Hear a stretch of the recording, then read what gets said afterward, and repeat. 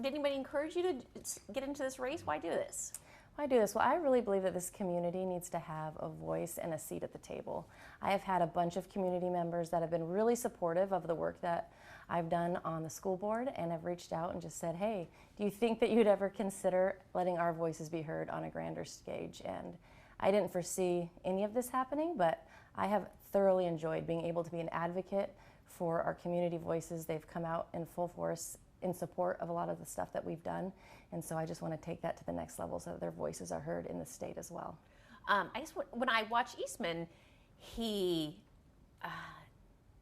slows the process down and he has amendments, but it must be what his constituents want. Would you see yourself in the same kind of role?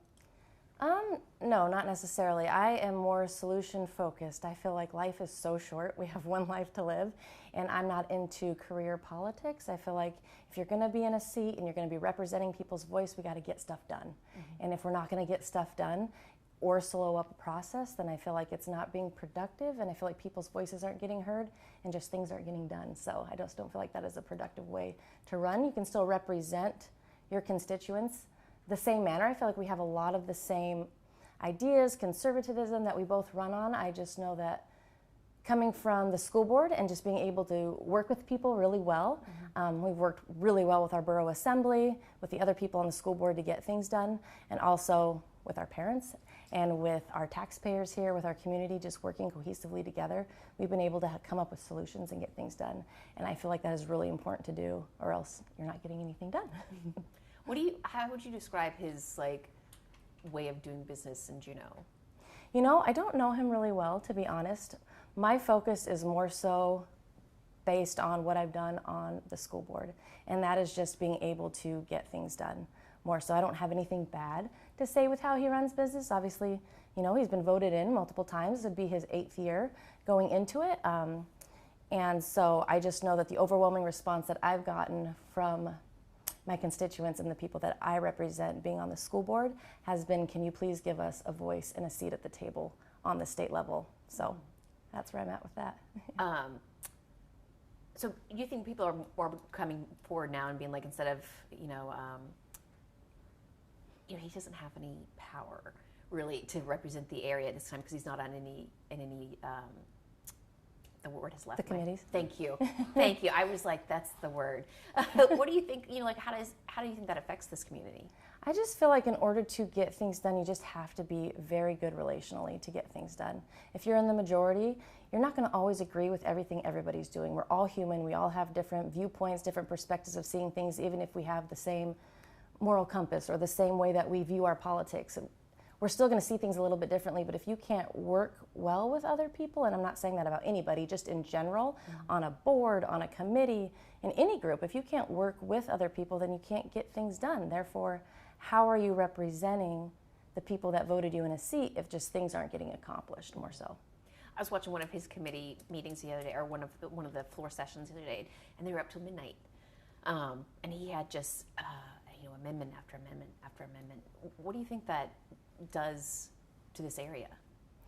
Well, I know that it does cost time and money as long as you're inefficiently working in government. For anybody that is in there, the more time that you're doing things that aren't coming to fruition, it does cost time and money, and I'm just all about being efficient and being effective, and so that would be my goal. Do you think you'd have more working relationships with people in Juneau? I do. I grew up here in the Valley. I was born and raised literally a few streets over, born in my house. Literally here. I love this community. Therefore, a lot of our Valley constituents I've actually grown up with. I went to school with their children. They're people that I've known that I already can work well with, especially just being on the school board. And we have legislative priorities that we put forth every year, being able to talk, to be able to make those phone calls. I feel like it's already in place, so I feel like I could already work well with all of them. I have a question, but obviously you'll have to answer it to her. Yeah. Since it wouldn't make sense to turn around. You said you and your opponent are both conservatives.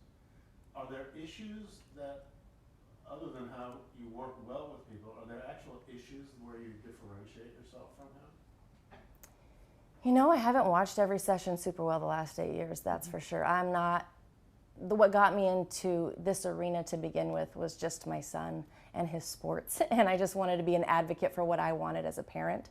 And so, honestly, I know that we have a lot of the same conservative values, but more so, it's just being able to work with people and get things done. I know I've said that over and over again, but that is probably the most important thing is just being able to get things done. The issues that I would like to see brought forward more so is what we've done here at the local level, just on a broader scale with the state. We're elevating parental rights, school choice, parents being able to choose how their kids want to be schooled, and fiscal responsibility. We've built 2 schools debt-free with the relationship that we've had with our borough assembly. So just being able to work cohesively with people, I just feel like is super, super important.